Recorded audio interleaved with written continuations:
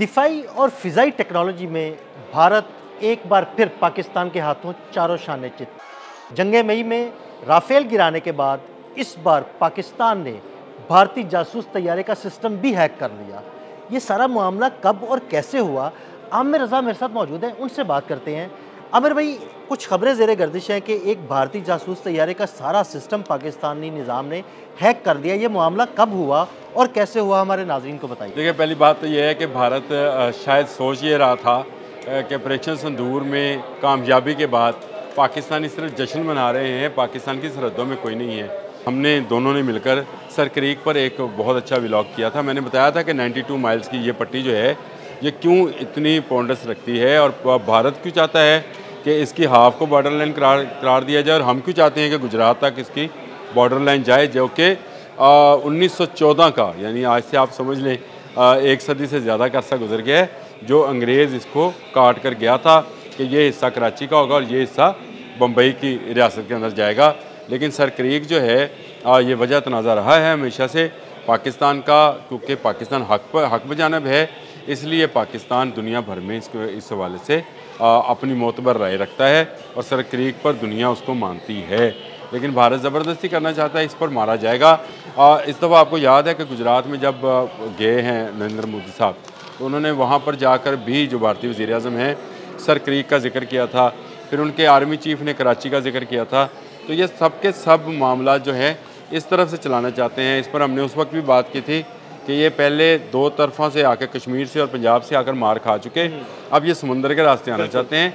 और शायद कराची इनके लिए बहुत बड़ा लव है कि इसके मुतल्लिक वो झूठ भी फैलाते रहे ऑपरेशन सिंदूर के दरमियान, और अब भी इन्होंने सर क्रीक पर एक हमला किया। हमला ये था कि चंद दिन पहले एक इनका SIR जो है, जहाज़ जो है, जो कि इंटेलिजेंस एंड सर्वेलेंस के लिए इस्तेमाल होता है, वो इन्होंने भिजवाया। और सुनने में ये आया कि अबू धाबी से ये उड़ा और जाना इसने भारत का शहर था अमरेली, वहाँ पे जाना था, लेकिन ये इसने जानबूझकर पाकिस्तानी हदूद के अंदर आया और अपने तमाम वो इलेक्ट्रॉनिक वॉरफेयर के रडार्स ऑन कर दिए, जिससे ये अंदाज़ा किया जा सकता था कि पाकिस्तान इस जगह पर सर क्रीक के अंदर कितनी ताकत या क़ुव्वत रखता है और उसकी असासे कहाँ कहाँ हैं। इसकी बुनियादी वजह क्या है, ये अभी तक किसी ने नहीं बताया। बहुत सारे लोग बता रहे हैं कि एक मैंने व्लॉग सुना, मुझे मेरा हास भी रहा था मैं, कि एक कोरियर कंपनी है अमेरिकन, दिल भाई, उसका एक जहाज़ है, UPS में नाम ले लेता हूँ उस कंपनी का, उसके जहाज़ के नीचे एक जहाज़ छुपा के जो है वो लाया गया था। ऐसा कुछ नहीं था, ये दुनिया का जदीद तरीन भारत के पास जहाज़ है और ये उन्होंने भिजवाया था। इसका जानबूझकर इसको रास्ता जो था ऐसा दिया गया ताकि यहाँ से गुज़रते हुए वो तमाम सिग्नल्स को कैच करे जो पाकिस्तान यहाँ पर रखता है, और जो रडार्स हैं उनको कभी जैम करना पड़े तो कर लिया जाए। ये इसका मकसद था। यहाँ की फ़ोटोग्राफी, तस्वीरें और यहाँ की तमाम मालूमात लेकर इसने भारत को देनी थी। लेकिन अल्लाह भला करे कि पाकिस्तान के लोग जाग रहे होते हैं। ये इस मौके पर क्यों आया, असल में ये वो बात थी जो मैं आपको बताना भी चाह रहा था। हमारे बहरिया के चीफ़ ने, नवीद अशरफ साहब ने, पिछले दिनों सर क्रीक का दौरा किया था। फ्रंट लाइन पर जाकर वहाँ पर अपने हिफाजती हज़ार को देखा था। कितना था आपको याद होगा कि वहाँ पर उन्होंने 3 जंगी कश्तियों का भी जो है उसको बहरिया के हवाले किया था, और यहाँ पर सर्वेलेंस का जो मेयार है और जो निज़ाम है उसको मज़ीद बढ़ा दिया था, क्योंकि हमें ख़तरा ये है कि भारत इस दफ़ा समंदर के रास्ते ना आए और ये एक बड़ी जंग का पेशेमा हो सकता है। इसी दौरान क्योंकि हम जाग रहे थे, भारतीय इस बात को समझ नहीं पाए। उन्होंने जहाज़ जब एंटर किया तो उसने क्या हमारे रडार्स और हमारा सिस्टम जैम करना था, हमने उसके तमाम सिस्टम्स और रडार उस जहाज़ के लॉक कर दिए।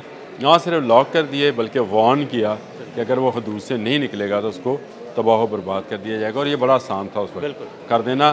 किया क्यों नहीं किया, इसलिए नहीं कि इस वक्त कोई ऐसा पाकिस्तान जो है जंगी माहौल बनाना नहीं चाहता है। पाकिस्तान ने एक अच्छे मुल्क का सबूत देते हुए, एक अच्छे हमसाये का सबूत देते हुए उसको वार्न किया, और उसके तमाम चीज़ें क्योंकि हम जाम कर चुके थे, अब वो एक ऑर्डिनरी जहाज़ था और अमरेली जाने के बजाय उसका रुख हमने तब्दील कराया और उसको भटका कर उसको भोज एयरपोर्ट की तरफ टर्न करा दिया, और वो भोज एयरपोर्ट पर उतर गया। कुछ ले जा नहीं सका, एक तस्वीर सिंगल भी वो यहाँ से नहीं ले जा सका। हाँ, हमारे निशाने पर वो मुस्तकिल रहा अगर हम चाहते तो उसको गिरा देते। ये भारतीयों का गलत फहमी है कि वो इस तरफ से आएंगे तो ये होगा। ये वैसे ही है जैसे नरेंद्र मोदी ने ये बात कही थी कि बाद हम हमला करेंगे, बादल होगा तो रडार हमारे जहाज़ों को देख नहीं सकेगा। तो ये मज़ीका इस बात है कि पाकिस्तान ने अभी ताज़ा ऑपरेशन सिंदूर में मई 6 और 7 की दरमियानी शब में जब आपके 7 जहाज़ गिराए थे, तो क्या वो सिस्टम होगा इलेक्ट्रॉनिक वॉरफेयर का जो इस्तेमाल किया गया था, किस तरह से आपके क्या दुनिया के इस वक्त मोतबर तरीन जहाज़ राफेल को जो है वो टगे टोकरी किया गया, उसको काट कबार साबित किया और उसके तमाम सिस्टम्स को जैम कर दिया गया। तो ये जो जहाज़ था जो कि आपने भिजवाया हमारे पास ISR जो है इंटेलिजेंस एंड सर्वेलेंस के लिए, तो ये किस खेत की मूली था, इसको भी हमने जैम कर लिया। और ये दुनिया हैरान है कि दुनिया की बेहतरीन टेक्नोलॉजी भारत के पास इस जहाज़ की सूरत में है। वो तस्वीरें आपके पास हैं कि इसमें कौन कौन सा रडार और कौन कौन से सिस्टम मौजूद हैं। वो आप साथ लगाएंगे तो आप खुद देखिएगा दिल साहब कि वो किस कदर जदीद जहाज़ जो है पाकिस्तान ने जैम करके दिखा दिया। तो इसका मतलब ये है कि आने वाले दिनों में भी भारत जब कहीं से किसी जानिब से भी किसी कोने से भी निकलने की कोशिश करेगा, उसको मार दिया जाएगा। ये एक ट्रायल था, मैं आपको बताऊँ, क्योंकि 27 अक्टूबर आपको भी पता है यौम कश्मीर है, और यौम कश्मीर से चंद दिन पहले ये एक ऐसा ट्रायल था जिसको भारत एक ऐसा सिस्टम बनाना चाह या ऐसा बहाना बनाना चाह रहा था कि इस दिन से फिर दोबारा से जंग शुरू की जाए।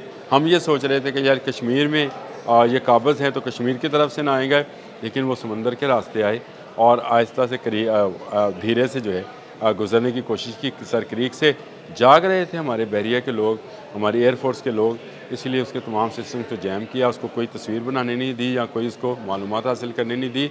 तमाम का तमाम पाकिस्तान का डाटा महफूज है, पाकिस्तान के तमाम असासे जो हैं और उनकी लोकेशंस और उनमें मौजूद जितने वेपन्स हैं वो सब के सब महफूज हैं। सर्वेलेंस तैयारी की यही खूबी होती है कि वो तमाम चीज़ों का रिकॉर्ड लेकर साथ जाता है कि कौन सा असला किस जगह पर इन्होंने लगाया है या नस्ब कर रखा है, वो तमाम चीज़ें महफूज हैं और ये जहाज़ भटक कर भोज एयरपोर्ट पर उतार दी। बहुत शुक्रिया आमिर भाई जी। बिल्कुल, आमिर रज़ा ने बड़ी तफसील के साथ आपको बताया कि किस तरह हमने भारत के सर्विलेंस जहाज़ को भटका दिया और वो भोज एयरपोर्ट की तरफ चला गया।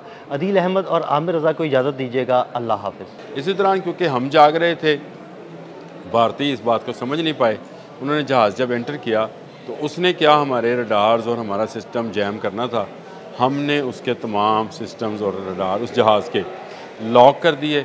ना सिर्फ लॉक कर दिए बल्कि वार्न किया कि अगर वो हदूद से नहीं निकलेगा तो उसको तबाह बर्बाद कर दिया जाएगा। और ये बड़ा आसान था उस वक्त कर देना। किया क्यों नहीं किया? इसलिए नहीं कि इस वक्त कोई ऐसा पाकिस्तान जो है जंगी माहौल बनाना नहीं चाहता है।